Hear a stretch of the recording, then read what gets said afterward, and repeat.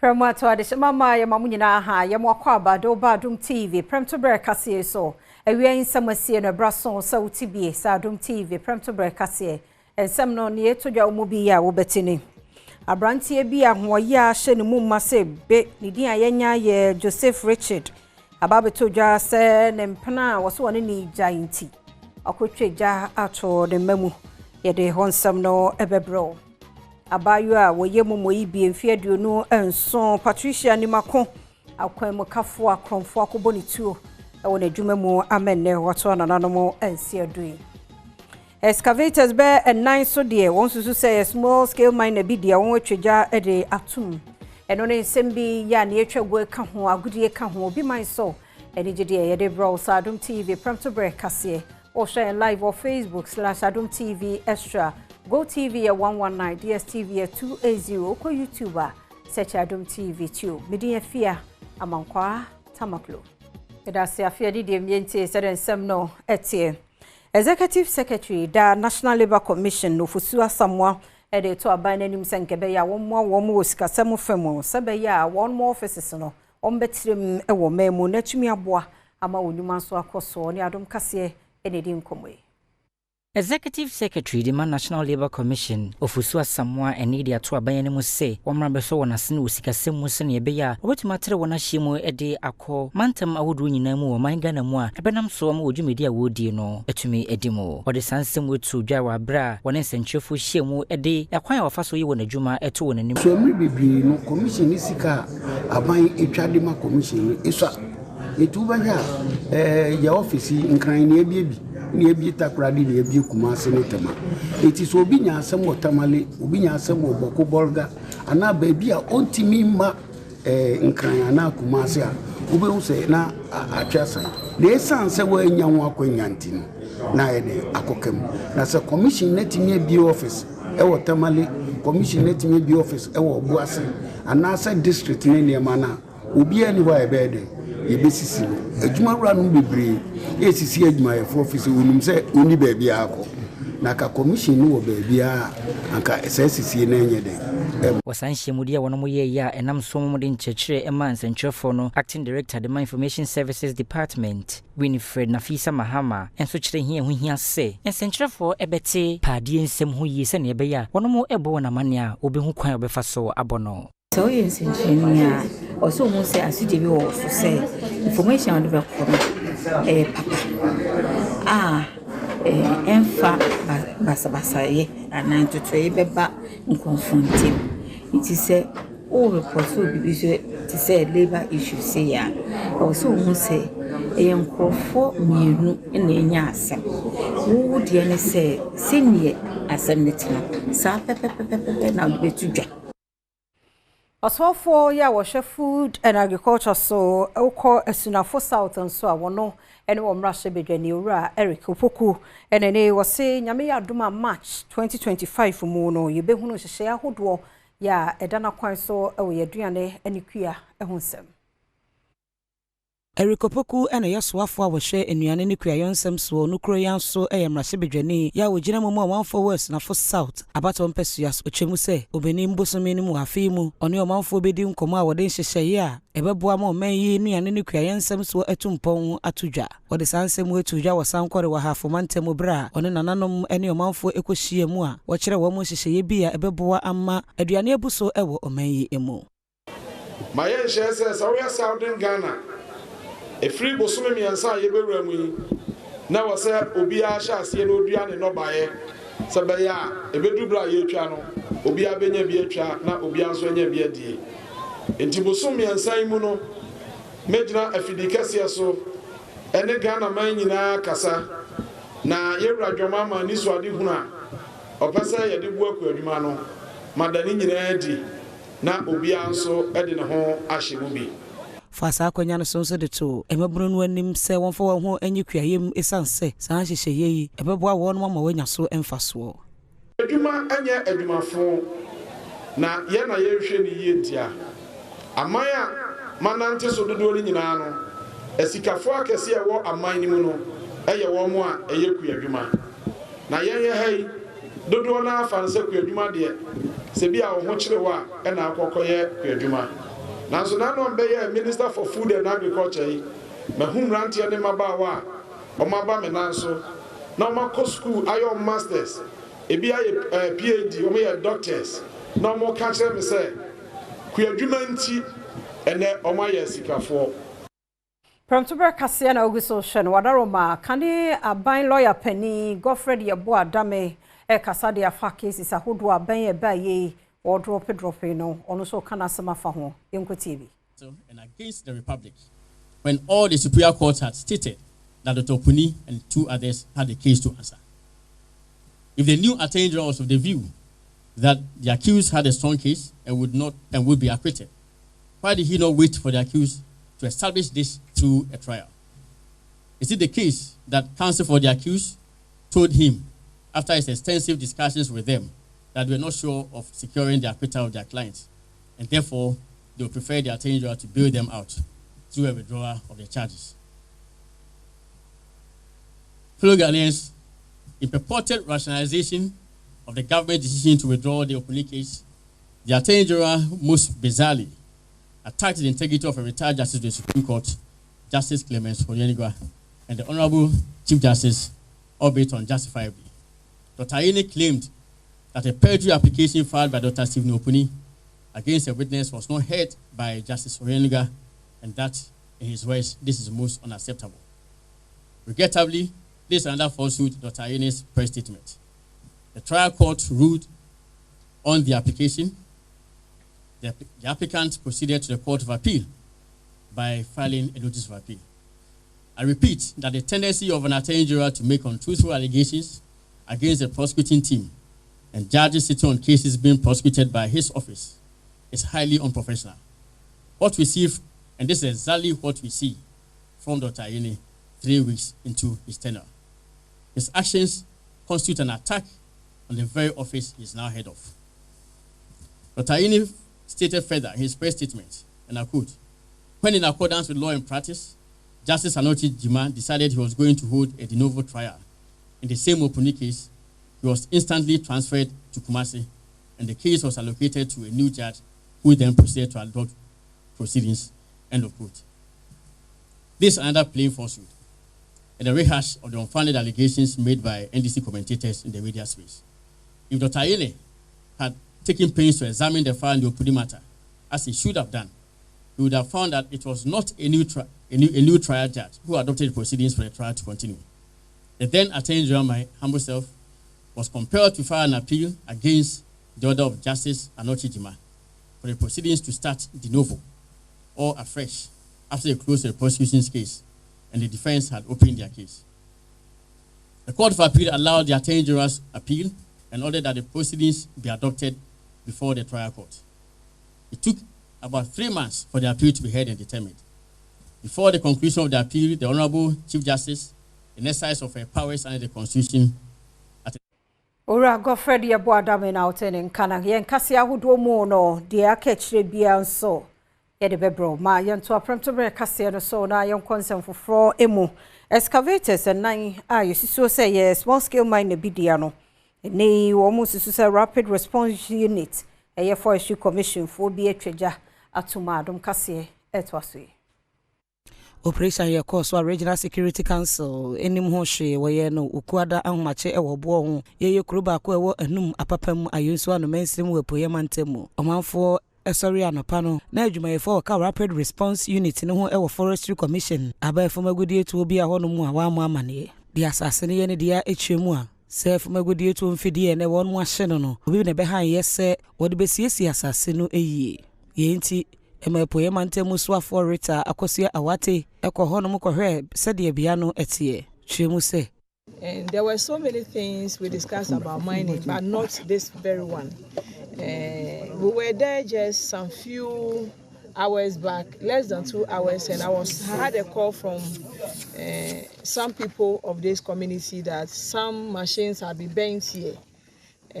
We just want to place it on record that RESEC and the regional minister have no idea whoever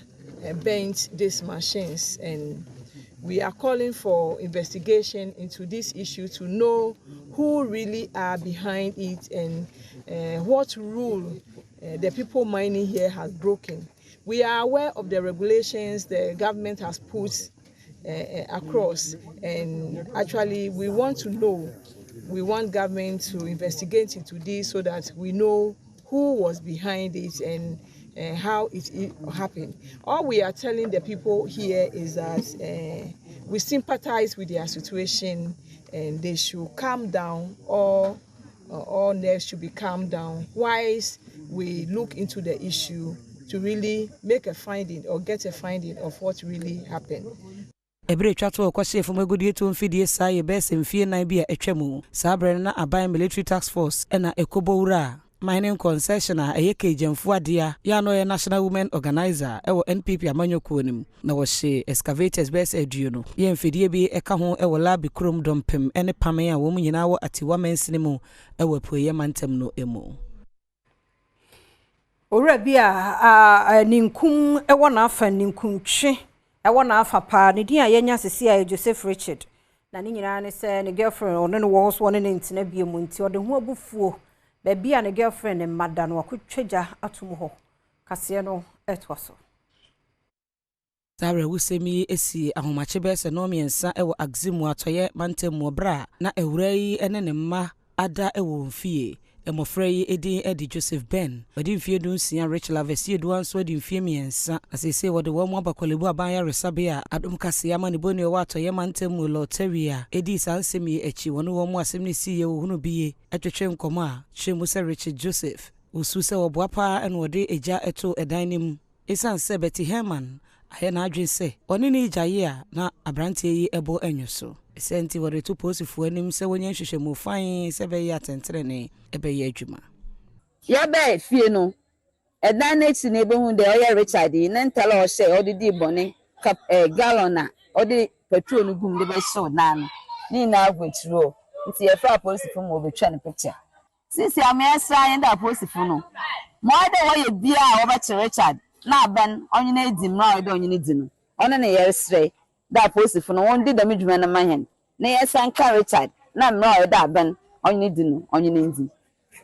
nti ahomache police fu momo na wabo ayenim yeyi mofra ma no nde afro sorry ewujem osori na obeto ma akokodo na meso ntwen na no na na wa ahyeso no betutu akama atali no not na fomo na police wo fra fire service fu na police fu obe fa mofra ma na wodo won call hospital to hospital yeyi na ya wa say case na critical nti wodo won kokolebu nti yesrebe adofo babua ye na police force won bua ne ntumi nche papa no oya ade wa ya fit Monday na ma me mpo count ade na ma me na ebusafo yi na wonemu bi nti Monday na wa sha ase ma ma oba ade be yes eja ato 3 bedroom fie mu wo Damango wo Savannah Mantam no emu na we no dum jampanifo susu se ebeye socket bia na wo mo ama plugs ado so mu bebre no ka ho ene di jahye no ebai edum jajuma yeku e Damango etwemu a obi efre wo mo bese enwumre no nkono se eja ato azura kura ye no e Damango ne senti wode mirika ekọ hono mu a okohunu se eja ato efi adankura miensa ene wo mu na wote se obi etiatie mu e dem hono mu a wode mirika ebowura ade ne mu okohunu se abrantie bi ena ehyedan no emu anu wo prese obetimi apie obomodia eyi na ode no ekọ Damango mensine na yaresabia na nso na ne honam baabi ahyehye eno na nche yedum dwajuma efo yi etimi eboaya enframagia ye gas cylinder yibi ya na esisi honum no otimi eyi honum a ampa enkofa wo hawo ama municipal fire commander ADU1 Philip Kuma on regional fire commander ACFO Imanofori ejeyi ede to manfo enim kanka na adwumayefo enim se wonia wo frifi adondom bibia sebe ya ube frifi no asembi ensi wachire ababa wamfie duonu enso a wo ye mobile transfer yi ebia na momo transfer yi bi Patricia Nimakon ene ne yakonfo akobo ni tu akuno ewo krofom wa Santemantam mu kase no etwaso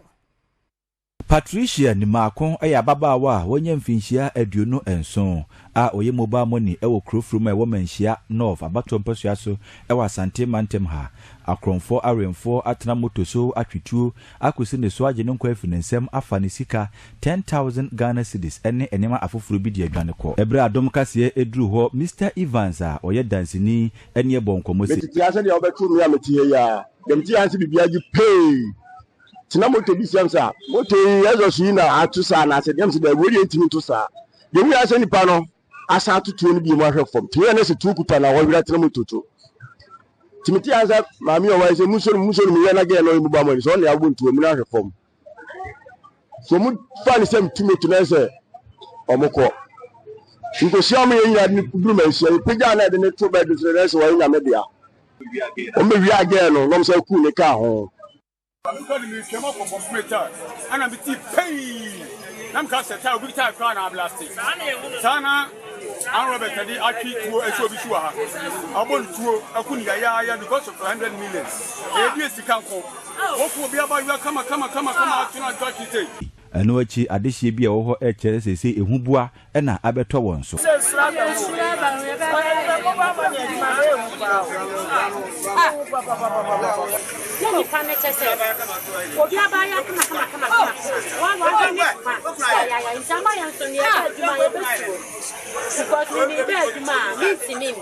Aposifo ama emu so akopiemu ewo manhia government hospital ahwehwemu efrase penipa bonefo a odisa erukasemi amansa cham kwadwebim rekwama no bo asante mantem Premtobre Kasee na uguso shano na yadamo ko achim twafo akwa eno wo lower west achim bensimu opo mantem mo ehokuru efise kuafo no esu kire se nipa bi onsuso so onye langat ha mabuno no ene akuafo so mo sempedifo se womra emeje won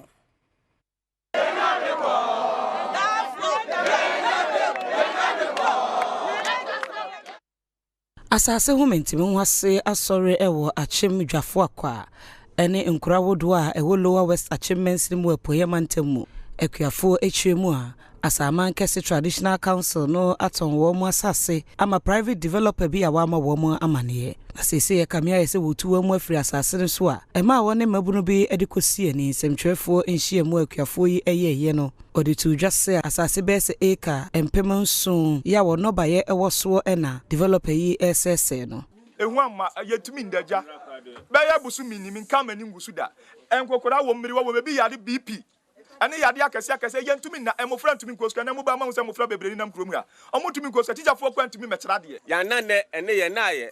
ya wienga sanko beba won ama eti esrem mo menko na wo mra no magi yen asase ne mayen asase sua ne yedidi koko woso banche brode aburo ni nyina ye woso eso ne yahwe ne yedidi eti asase fiensa yen kwan Kwadwa kafo edi mfie aduonu mienu awaka won mwalangasifo yi edi won sakeka wo mu bi oni Adom Kasee ehwetwe enkomo a o kire de kodie poti a wode eye no belebe wo fa ko no ya na me de ne ko apata ase nti na mi ni me ne ekoso wa nti me ba na mi shi aka ase bebre se sa so ntin mi shi a private car no point onya kono point ma te front no point na ye ohene njafo akwa hene na point ntin mi yesa me konche no de car na ye de ba me so na me ye de video moto na ye de doje won to doje won na me sen share Twitter face ba ko e do na ne ba na na kwa na net mi e no so point me say boy we fijafo akwa ntin ye muron nti ema wa de car na ye de pay me moto ni stian e na me ni moto ni nyina ye de kwa we from ntin me sorry saying me sorry na na wodi tuo no to be pay mani ban Wori nyina mu no chiame panyina woda Asaman Kese Traditional Council no ano chiame kwame nyameche ekiremu a edin ochiman sebi ochini bia na obetumi akwa akuapem akoken kama asase so so ompene ma obebo akuapemfo ahemfo ati yen achimha na edidi yen Deadu so no ye ne etwagwe na wotwe mu nsam atwagwe bia na urefi Katachie abegina ha boy tiechire amwo humemu akwabe ya boko already etwagu Sunday this week in Sembe Brenana etwagu na the native mutintin by pa OSP obi declare Ken for Yata say why wanted or my name and the price and Nima Bakumia Binti. If you am Sujina say or Hosam Kasee or Bata in a mammy and son, a jatom demo, Nashi Jobe, Ghana, this Yachro Margin. Young Comra, Yechogui, Katachi, it was so. I'm a Samoa Quaba, I am Adom TV, we are Premtobre Kasee, so dear Juno, a year, the Gumia so meeting, Edio Katachi, a Jascapafi and Symbiana watching a sea my Ghana emo. OSP na watching beba manie na wachire mu se kaneso afra na ohwe my Ghana sikasem so kenofo wi atawa wanted enam nema ba akomie no bi nwumade bi ampanyefo de shine nsan so ho sika ntoto ye no ekosi ba bia won sheda entiase enti wo hwe no se de be ya sane man nyina no betumi eyi no ho ano yenko na de OSP de tudwa na yenti bi mbra. A few minutes ago, I signed a directive declaring a high-profile person a fugitive from justice. This person is wanted by the OSP to answer charges in respect of several cases. Ladies and gentlemen of the media, the fugitive's name is Kenneth Nanaya Oforiatta. Consequently, ladies and gentlemen of the media, the OSP declares Kenneth Nanaya Oforiatta a wanted person. He is a fugitive from justice. The OSP will take all necessary legal steps to secure his return to the jurisdiction and attendance at the OSP. And this is to Mr. Oforiatta. You have two choices. You can either return to the jurisdiction voluntarily or the OSP will enforce your return.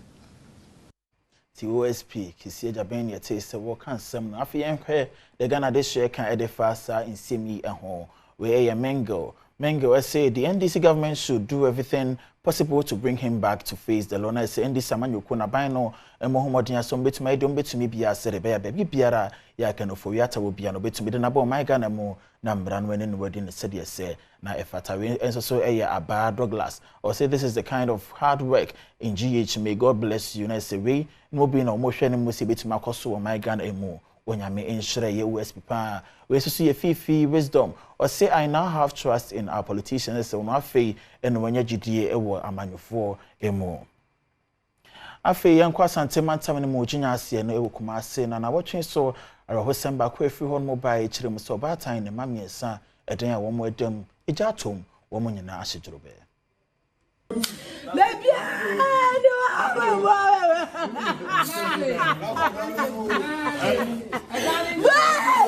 Oton document you open one document. It was solely a much better 330. And now, or Tia Mubebo Puna Quabna Solina, and Cranish. And Timmy Dimnica, me piano, Nancy Gano. I saw a kitchen on the kitchen soon a fair say in a wall. Nejana soon. It's me go far, woman from. It's me far, woman from the candy boo first gate. It's me boo first gate in now, cylinder and a jeep, pom. Jay Pomono, not mean to me, and I'm as far down to say, Mene Baba, I feel Baba could have pickers, now Miss Mikuta, my friend, that year, you know, I see a Buddha, Nanka, a crano, a pie, cause Romuti, dark of 9 years, and Tinama home at it.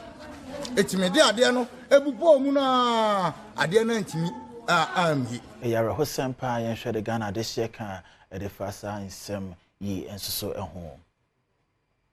We na Ajele Sugar was see hearing their cries and not being able to help with will leave this man traumatized. And they say, what say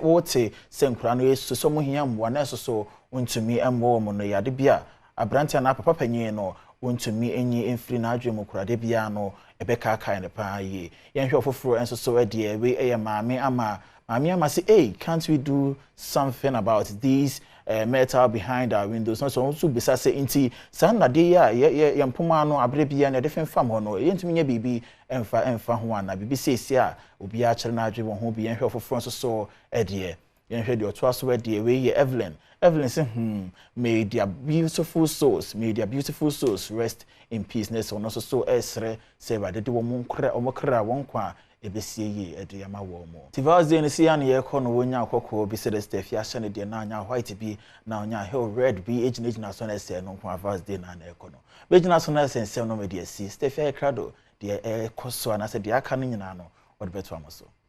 Premtobre Kasee no so media fia amankwa tamaklo na sabeye na security agencies wo mai mo so mo recruitment a twitwi bia memunti no osoafo a wo interior so Muntaka Mubarak so apau committee se wo momoa na onye nhwehwemu emfa recruitment ho sebe ya ye befo obi bewie no enchinwahye obi anso emeche.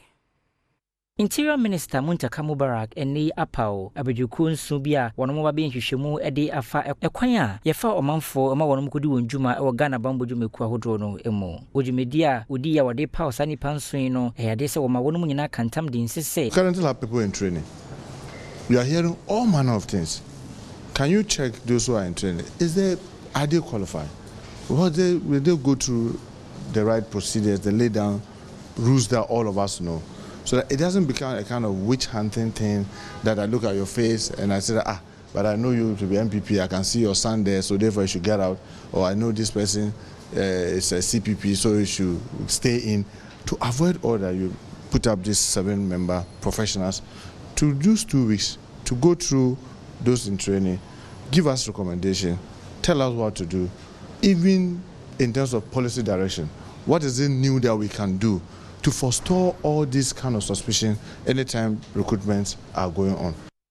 And which no unipa wabeda abejokuya no ane din ene ya akresi sapona kanene no ye pinya woda na court control board no enso dia no ho bansem ema oswafo yi se obidi wonjuma se ne yese ne fata na wotwemie no wode ama wono mo no wode emu hwehwemu ababedan no.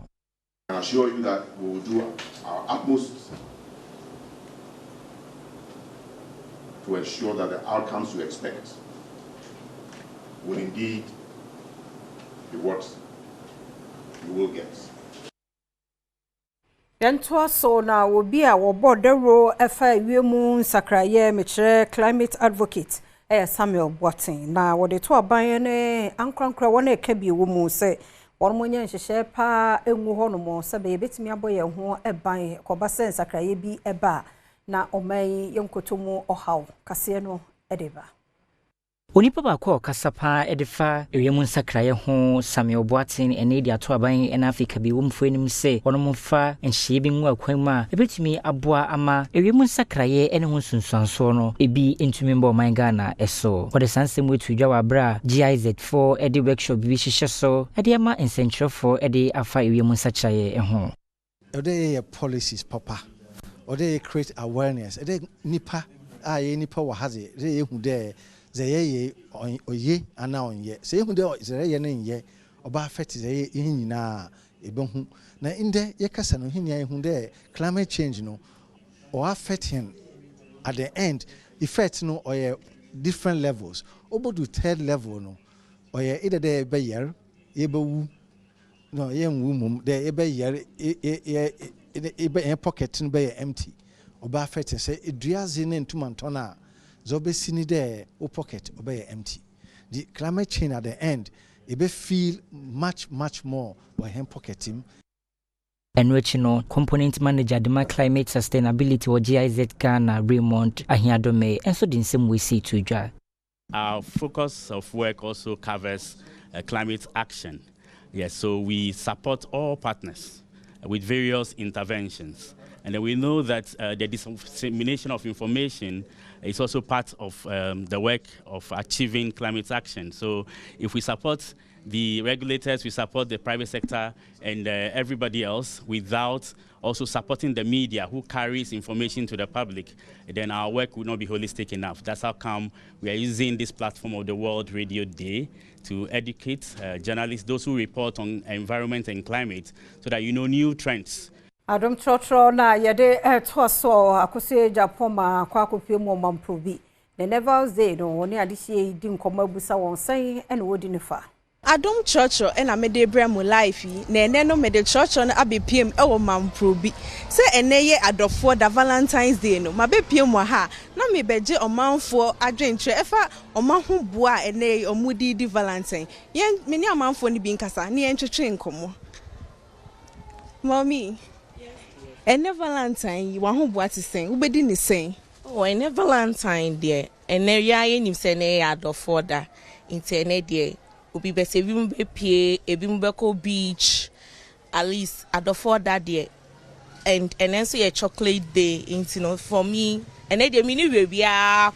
but in your way there we were marriage seminar sorry into nene meet me I akoy internet there when you sorry na AD me patro na there me sorry na AD me Valentine patro I say now can say chocolate dey what will be chocolate after na me ba be che me dofu be chocolate and the na sha say free me so me je me dey and then che bia wo dey beba why yo yeah that's e be cause age omanfo so adwentre e fa senia omudi me hu papa bi wa ha ye ne be twetwe nkomo eja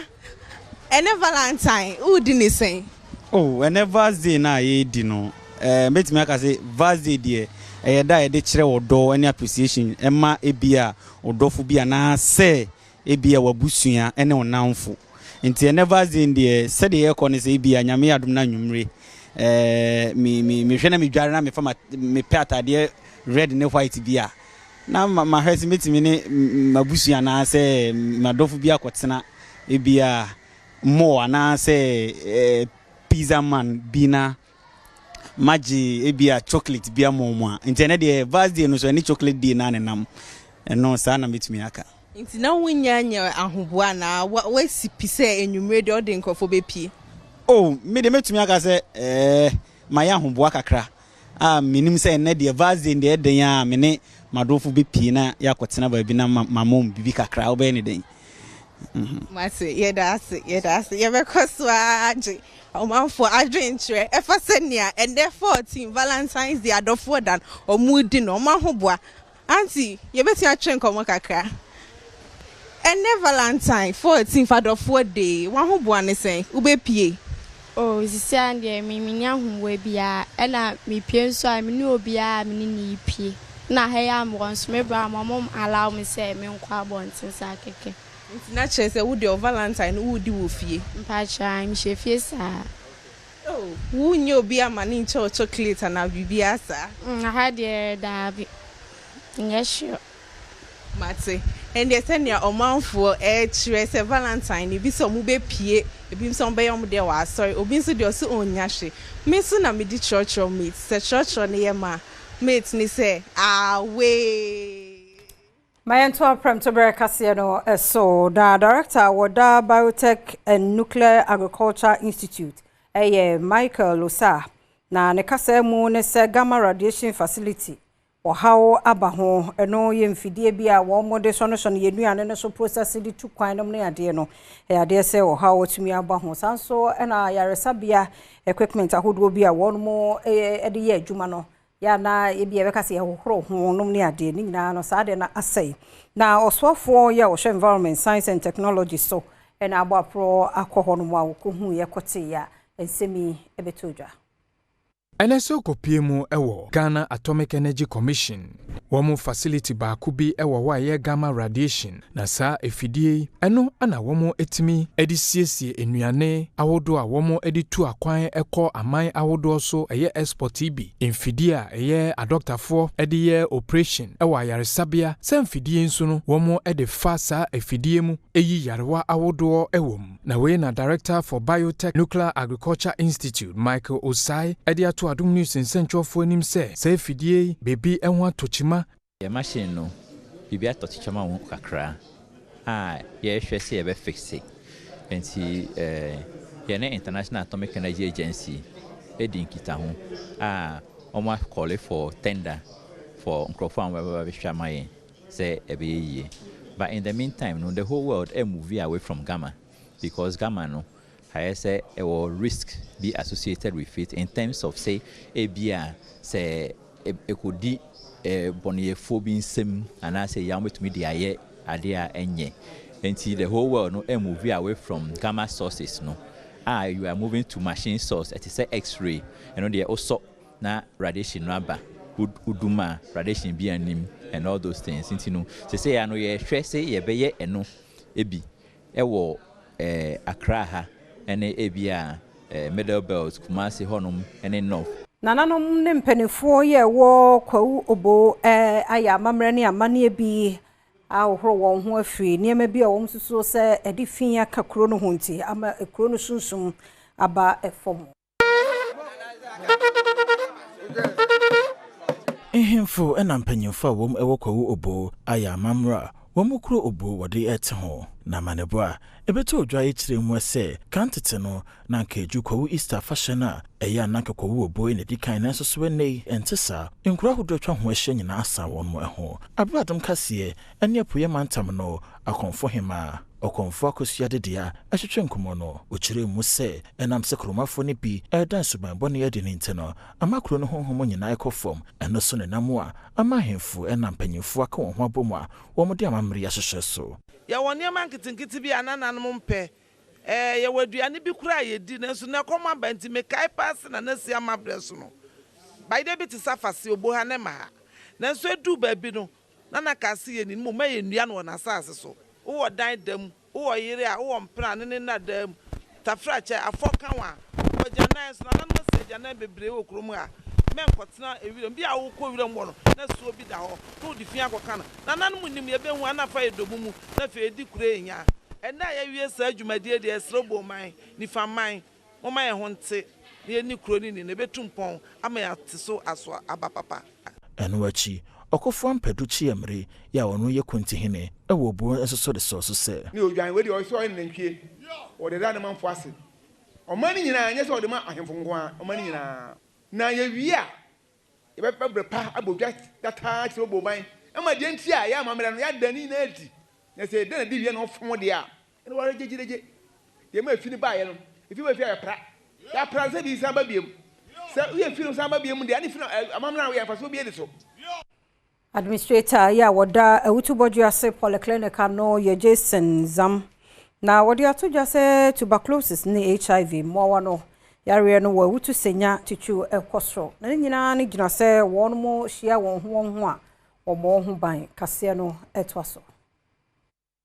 Administrator yo wo Awutuboju Ase Polyclinic Jason Zam ninsem bia bode atoja ene se tuberculosis ya de HIV ama no mosupan ye ewa Awutu senya enam se de omafo nom esi fedi mpaso agora wonbo won ho ebanti abre ni Adom Kasee hwehwe nkomo no ode to won ma HIV won mo ewo bi nyina enemo se abre eni abra no eya wo mo homodin ase wo mo adro won beta anom se de beya yade afoforo enya bi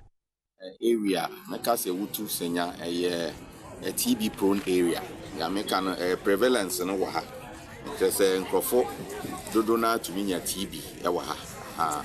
And TB ni HIV and dem yare nyina yemi. Ye hia ne se ahon obobon ho ban. Na se sebi eto a nhehye wo hwa etumi de boa. Na wonya TB na oba yewo drug regimen na ye do to aduro so wo osumi nsia. Make sure so no madro ni nyina wi a TB no ebetumi anu betumi esi enwachi ohina owo Awutuboju Ase na ekwaku osradu ya otoso miensa enso de nsem se ne piso ena asamba ko epie wo ho ene obi a yese wanya HIV na onyem na odaduro so na abribia na omo hwehwe se obeba for review se de be ya abofra no da ne yem no enye bi na osofo a okona sori adi atu ni tirim aka kire ne se ma omma na obetuma bompaye ama no ama HIV no efri ni moja mu ama ne ba no so kura efri ni moja mu de na se ne ba no so kura enya bi nti nipa kro no agi osofo ne di over asamo doctors am wo Bojo Ase Polyclinic na aka kire no nti wa amfa na ba na ama wono ama for continuous review no ama ene ne ba no osara da ne yemu a wo so obo no ho ban no nso so wanya bi ye nyina ye nim se ensate nyina anye pe no nti sikasem so enye pe obi ase kirem ebi mo obi ebi mo ni bi omo mpo omo ni bi no omo so mpo na ya aso brache a omo tie sa asofo we mu ema omo se omo kena se men di de doctors na aka no so nti ono abetima ye bibi di ama ho ye besere wo mo se sika no kura bi wo ho a sika no ye de ba se ye de baba ya be ya de pa ne de agya nchirima ya mfa ma ye se ye de ba bitua nkwase aka Premtobre Kasee na uguso shano de du so ye Premtobre Kasee kwasi bodi wa ha memo akwaba bibia eboko nyame adom bibia fine se na odi birthday idi na kese me no wa nti we no ni baba na nyumre nyese obegu manima se TV so na nyumre Monday for report bra se na birthday me ne enzo akasa ti bibia be fine so no de ba na me de exchange no robbery nti o ti ase dia nti de hin biem no ho na me de nyama ba okay nti entwa Eric Sedu body otoso Right, fantastic afternoon. I'm Siama so much for Mrs. Fiaman Kwatama Kroho and Odi birthday. Who's a yes? Already Coco, Mr. Enzo, the Nipi, Aquapabwa, now Marco Joe Menikaka. Aha, not to say good deal dog so. Then I know how life will do dog so no. Not ya can't say no. Not me shit and some not say, oh, I go for birthday. I said about my mention say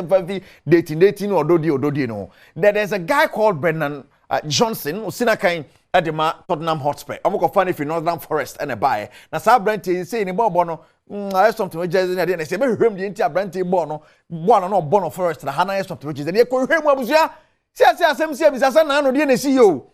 Hey, one again, I dream flow. Nagay, che. Why your papa, Lily Phillips, walk it a record. No, dear, I'm going to send you a boom. But, get a record in you. Say one dating app we use no kokonya gay. Na get a record in 24 hours. One gazan oya ifo ni bi. Adult movie. Say adult music. That's all body be. Blue film. Yes, in 24 hours we get the record of only mema makumako 100. Add that in 24 hours. Oi. Say bi anopa no nsia ba adwin. Sa kwesi wo kire no pa no nsia no. No ni mema 100 odi o makugu we no san so de timi ko fridge ko yin so no me say still you strong hey one now Brandon Johnson je wo hwemu wan ye oba bia say eno and say obobo no a huni obobo no obobo ko na chi and I say all of them 100 boy unya give us na yakane sa no me nim say bia o de bad luck wa kanwa. But your co Brazil say, "Aye, Winipa Memphis Depay, Brazil, Obo Corinthians, and I know Chairman General so copy more Santos. Now, no more say Corinthians Santos, but we are a Jamu Shana. Almost exchanging him, say just in a year, where almost a sun boot. I'm saying, what am I? Regana, pray I no boot to mount. Number 1, boot to Nanson, Bakuna or Debo. Ebia not in the crowd, but number 2 was a strange say you duty. Abaju buta kwa she bia na bibi wo mu no ntimi ambo ne bi ma hwe ko bibi ni for the boot ma waji boot e dey ma wo de era se we Ghana ni so nya ha na we hwe dabi onya kani ko bibi ni so nko mu ni so first because me nko mu so na me kware me kote hwe na me ye ne kan ko bia nko mu so de de adu e different mu anu mai yi ma no na bo no ogo na ama na abehu ami nya mo fama Madam Valentine me se Safia mankwata ni bi bia red. Hey, no chef right. No on to us. Kejuana Kasani, Erica Sedubwedi. Young Quani Didimo, na Jumtuni, Mr. Drew, so ewa Jum Pony Susiebi, say America, Jumtuni, Chris Brown, on an Bay and Yumon album. Internationally, how hard or how easy is it for you to get a collaboration? Looking outside Ghana. Charlie, if you do on a label, easy. But if you're signed to or like a distributor that's really, really good, they can help you get very good features. Oh, okay. But if you do alone like me, if I do straight, move to, and they move to you straight. What's up? Move to people in the DMs. Or if you then drop no, you for move, Charlie. Moku link up, back, no, nakam, yeah. Let me ask you, if you could collaborate with after that, then you go deal with people for clearance. He go throw you to no, people. The best they go do for you. But see a bit clear, no? Yeah. Do you still have some that have Oh, yeah, have not been cleared yet. How many collaborations are we talking about? Oh, I get like, a couple where they're not clear, but usually like 5 to 10. Oh, a day. 5 to 10 international collaborations where it did. If for clear. Clearance officer, I beg give you time. We could move on. But if you could.